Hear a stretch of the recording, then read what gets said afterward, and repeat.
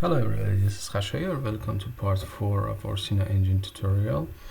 In this part I'm going to show you some of the effects that you can apply on your objects and two different methods for using and making your key bindings, and also how to use appear function or method for displaying your text on the screen. So very basic stuff, and also what we have here is a basic window with some background color, a title, and this one will give us the border over our screen, and this will give us the internal exit button, and of course FPS counter is showing us a frame per second. So from now here I'm going to create one object from entity class, and we call it player. So player equal entity, and entity have model which we use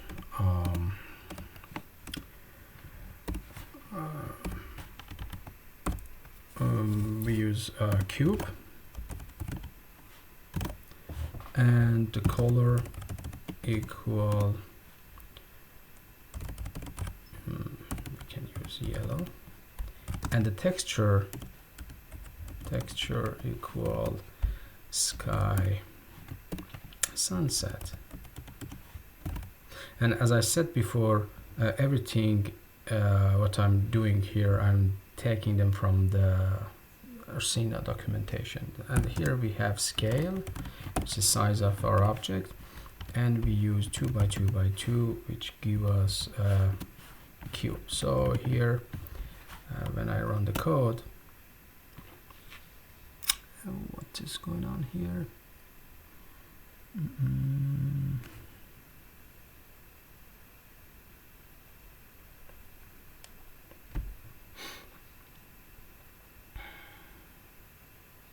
Oh, sorry, I forgot to equal here. Okay, here we have our object, the cube, and actually this is 3D, but as I said before, because the angle of the camera is exactly pointing to the center of the screen, so we see it like two-dimensional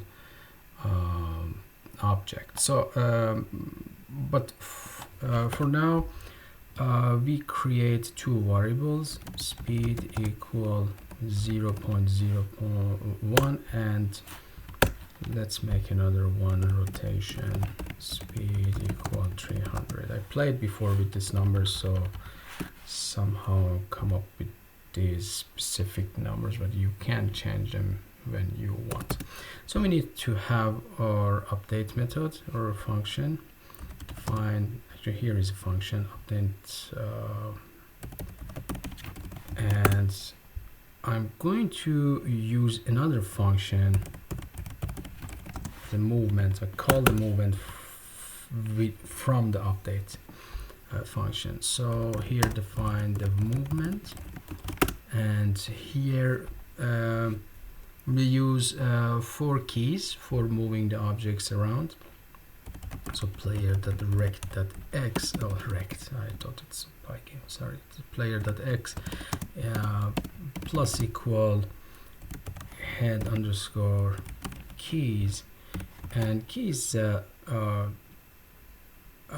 can use a list of the keys. So d and multiply by speed, and this will of course move the object to the right. And then it's a little bit too fast, let's make it 0.001, so it's better. Okay, now I'm going to copy this line here, paste 3 more times, and here player.x minus equal held keys a, and multiply speed, and player.y with w for up, and player.y minus equal S. So we have 4 directions here. So this is one way we can use, we can make our key bindings. Another way is actually we can directly use our key bindings and held keys in our update method. So for example, if held underscore keys, let's say it's D, and when we press D, so player dot rotation underscore Y, which will rotate the object on y-axis, minus equal time dot delta time multiply rotation speed. So this will move the object to the right and rotate the object on the y-axis. So you see we are using the same key one time in the update method directly, and one time we're calling it from update method within the movement method. So it's a couple of different way of doing this, and again I'm gonna copy this and paste it a couple of times. And here for left rotation it's plus equal, and here for up and down we are going to rotate it on the x-axis, and here will be plus, and the D will be A, W, and for down will be S. So this is our object. Okay. And another way of using or making your key bindings is using define input with key arguments inside, this is I think the correct way of doing or making the key bindings, because the input method will call anyway, or input function will be called anyway each frame, despite of if you put it in the update method or not. So I think this is a correct way. And the good thing, or the different thing about the input method, is you don't need to use held keys and give the key name as a list, as object in your list. So it will go this way. If let's say if key equal space, so we don't need to use that held underscore keys. If key equal space player dot shake, and the shake is internal method to give a shake effect, something like this. And there are a couple of more, and I show you two more effects. If key equal let's say F key and player dot fade out, and here if key equal H, the player dot fade in. So here we have F with fade out effect, and H fade in effect, and S shake effect. I'm sure there are more arguments for each of these methods. You can just check it out in Ursina documentation. And the last thing I want to show you guys is how we can split the text on the screen. Make a variable here, I call it description, and it will be something like I don't know, this is a test or something. And after that we need to specify the default resolution for our text. So here text dot default resolution or resolution will be 1080, and multiply text.size. This should be here. The text.size is a text class and size method.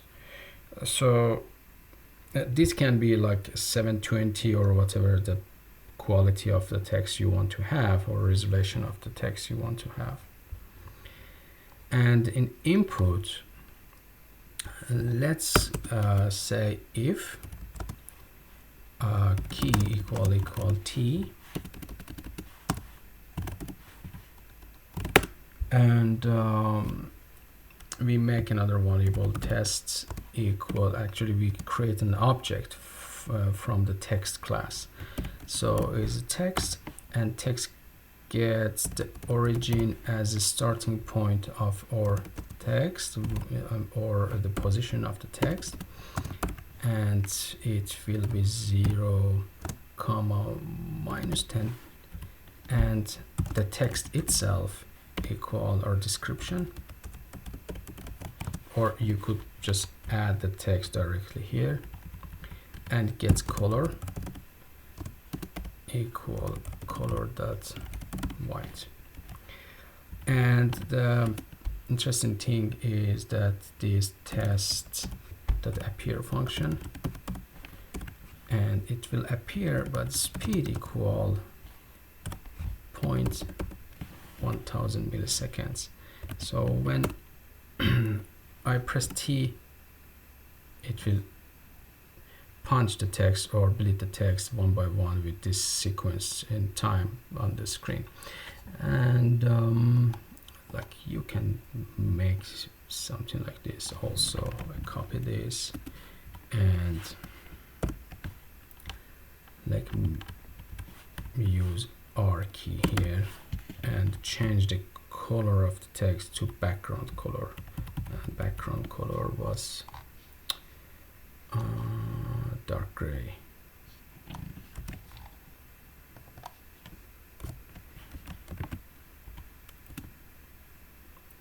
So it's T, this is a test, and it will cover it up again with this background color, and you can make something like this.